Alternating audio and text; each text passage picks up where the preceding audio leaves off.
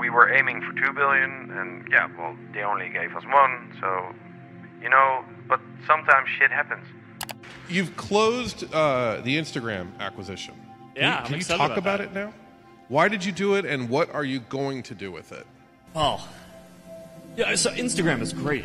Ese ndamutse nkubwiye ko imwe muri sosiyete z'ikoranabuhanga zikomeye cyane ku isi yahoze yitwa Facebook yari itewe ubwoba n'urubuga rwa Instagram rwari rukiri gutangira, rwahimbwe n'abahungu babiri bari bakiri bato aribo Kevin Systrom hamwe na Mike Krieger. Nkubwiye se ko urubuga rwa Instagram mu itangira ryarwo nta office abarushinze bagiraga yo gukoreramo, nta n'amafaranga bari bafite, ndetse nta n'umupango w'imikorere y'uyu mushinga bari bamaze gutangira bari bafite. Gusa nubwo batari bafite ibyo byose, urubuga rwateye ubwoba sosiyete z'ikoranabuhanga zariho icyo gihe mu gace ka Silicon Valley, by'umwihariko Facebook.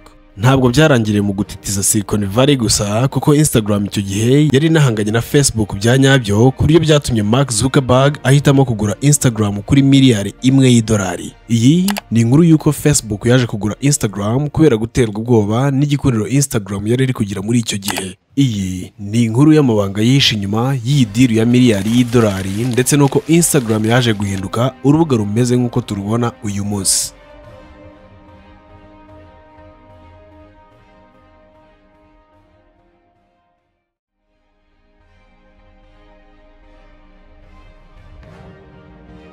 Reka dutangire ku nkuru ya Kevin Systrom, ari nawe watangije Instagram. Kevin Systrom ubundi yabanje gukora muri Google, yamazemo imyaka 2 ahita asezera. Nyuma yuko avuye gukora muri Google mu mwaka wa 2009, Kevin Systrom yagiye gukora nka product manager muri Next Stop. Iyi company ikaba yaraje kugurwa na Facebook. Kevin yari umuntu witonda, ukunda gutekereza cyane, akaba yari n'umuhanga mu ikoranabuhanga. Akaba yari amaze imyaka 2 ashishikajwe no gushaka guhanga udushya mu ikoranabuhanga dushobora gukemura ibibazo byo mu buzima busanzwe. Systrom ntiyari wa muntu ushishikazwa n'ubwamamare cyangwa ubutunzi, ahubwo yari umuntu wahoraga ashaka kurema ikintu cyarema impinduka mu bantu mu buryo bw'ikoranabuhanga. Yize Management Science and Engineering muri Stanford University. Ikaba yari kaminuza yahuriragamo abanyeshuri benshi babaga bashaka ubumenyi mu ikoranabuhanga. Muri Stanford University yahuriyemo n'abantu benshi baje gushinga ibigo bikomeye by'ikoranabuhanga, harimo n'abo muri Silicon Valley. Gusa ntabwo yari azi neza icyo nawe yashakaga, kuko nta nubwo yumvaga ko yashinga ikigo gikomeye cyane. Gusa yagiraga amatsiko menshi. Mu masaha y'ikiruhuko, Systrom yigishaga gukora coding. Suko hari uwabaga yamubwiye ko agomba kubikora, ahubwo nuko yashakaga guhindura ibitekerezo bibaga afite mu mutwe we ngo abikoremo ikintu kigaragara. Bidatinze mu ntangiriro z'umwaka wa 2010 yaje gusezera muri Next Stop kugira ngo ajye kwita ku mushinga yari agiye gutangira. Yari website yari yise Bourbon. Iri zina ryakomotse ku nzoga yakundaga yitwaga Bourbon n'ubundi. Bourbon yemereraga abantu gusangizanya amafoto y'ibyo biriwemo buri munsi, byaba ibirori n'ibindi byose. Gusa Bourbon yari yuzuyemo ibintu byinshi bitari ngombwa mu buryo yari yubatsemo. Kimwe mu byo abantu bayikundiye harimo kuba barabashaga kuyikoresha bohererezanya amafoto. Ubushobozi abantu bayikundiye nta wari uzi ko aribwo buzaba bwubakiyeho urubuga rwa Instagram rwari guhindura isi y'ikoranabuhanga mu gihe kizaza. Nubwo Kevin Systrom yari we nyiri igitekerezo, we wenyine ntabwo yari ahagije ngo igitekerezo kigere kure. Nibwo yaje guhura na Mike Krieger. Mike yabaye umufatanyabikorwa w'ingenzi mu gushinga icyo bise Instagram. Kimwe na Systrom, Krieger yari yarize muri Stanford University. Bakimara gufatanya, ibintu byarihuse cyane. Basanze uburyo Bourbon yari yubakitsemo bwari bugoye cyane kubayikoresha. Kimwe mu bintu bitayeho cyane mu kuyivugurura ni ubushobozi bwo gusakaza amafoto meza afite umwimerere. Nibwo bicaye hamwe bibaza ikibazo kimwe, bati ese byagenda bite turamutse twibanze ku mafoto gusa? Icyo kibazo igisubizo cyacyo nicyo cyabaye verisiyo ya mbere ya application muri telefone yakoreshwaga mu gufata amashusho ndetse no kuyasakaza. Bivuye mu magambo abiri, Instant hamwe na Telegram bahise bayita Instagram. Bakimara kurema iyi application, icyari gikurikiyeho byari ukuyishyira ku mugaragaro, abantu bagatangira kuyikoresha. Ku itariki 6 z'ukwezi kwa 10 umwaka wa 2010 nibwo bayishyize ku mugaragaro, gusa muri icyo gihe yakoreshwaga n'abakoresha iPhone gusa. Mu masaha 28 yonyine abantu 25,000 bari bamaze kwiyandikisha kuri uru rubuga rwa Instagram. Mu gihe kingana n'ukwezi kumwe abantu bangana na miliyoni 1 bari bamaze kwiyandikisha nk'abakoresha uru rubuga. Nta application muri telefone yari yarigeze ikora nk'ibi mu zabanje zose. Igihe cya Instagram cyari kigeze. smartphone nibwo zari zikiri gutangira gukoreshwa cyane. Internet yo mu matelefone nayo yari iri kugenda irushaho gutera imbere. Abantu bari batangiye kwinjira mu kiragano gishya. Aha niho kwifotoza cyane byafashe indi ntera. Wa mugani wa yamvugo ngo nta foto nta cyabaye. Nubwo Facebook nayo yagiraga uburyo bwo gusangiza abantu amafoto yo kuri Instagram yabaga afite umwimerere kurushaho kuri Facebook. Abantu batangiye kujya bashyira kuri Instagram amafoto yabo bamamaza ibyo bakora, byaba ubucuruzi ndetse n'ibyo mu buzima busanzwe. Mu ntangiriro z'umwaka wa 2011, Instagram yari imaze kugira abakunzi benshi ndetse n'imikorere yihuta kurusha izindi mbuga zari zihari. Ibyo byose byatumye Silicon Valley yose iyihanga amaso, harimo na Facebook.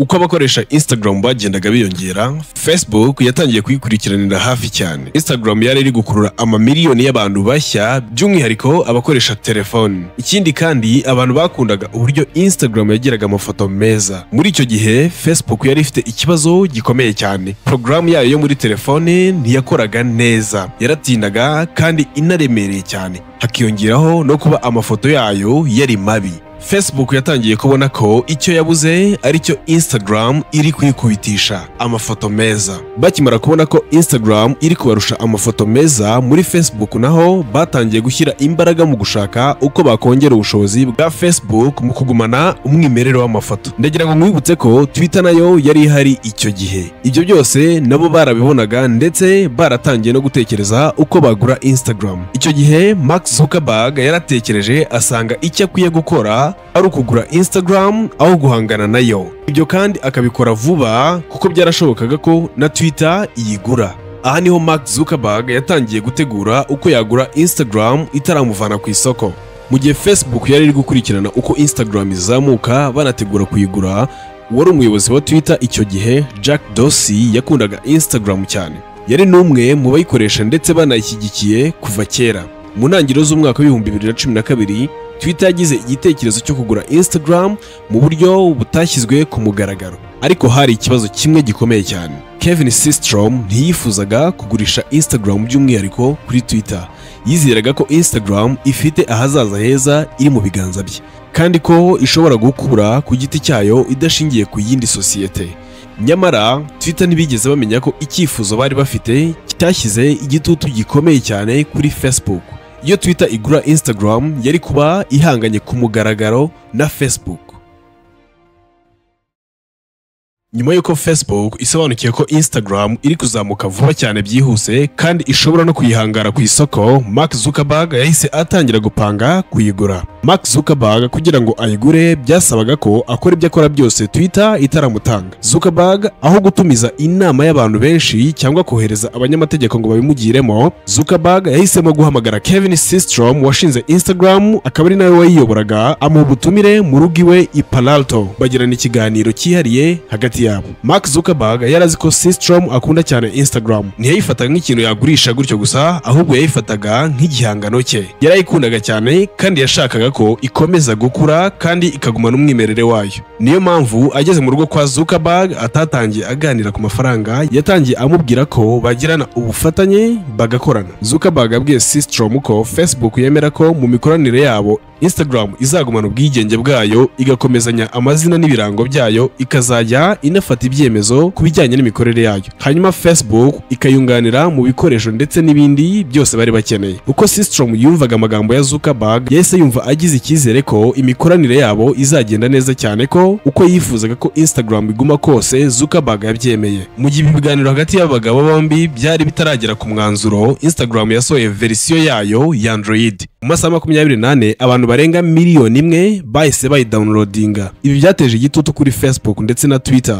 Facebook yatangiye gutinya ko Instagram nikomeza gutya mu gihe kiri imbere itazaba igifite ubushobozi bwo kuyigura. Twitter nayo itangira gutinya ko Facebook nigura Instagram izaba iyikubise inshuro. Hagati aho ku ruhande rwa Instagram bari batangiye guhangayikishwa n'ubwiyongere bw'abakoresha bashya, bitewe n'uko uko biyongeraga ariko n'inshingano zabo mu gucunga uru rubuga nazo ziyongeraga. Mu ntangiriro z'umwaka wa 2012 muri Mata, muri weekend Zuckerberg yatumije Systrom bwa kabiri. Muri iyo weekend Facebook yapropoje Instagram ko yiteguye gutanga miliyari imwe y'amadolari. Kevin Systrom yabanje kwanga, ibiganiro biratinda gusa birangira bigeze ku ntego nyamukuru ya Zuckerberg.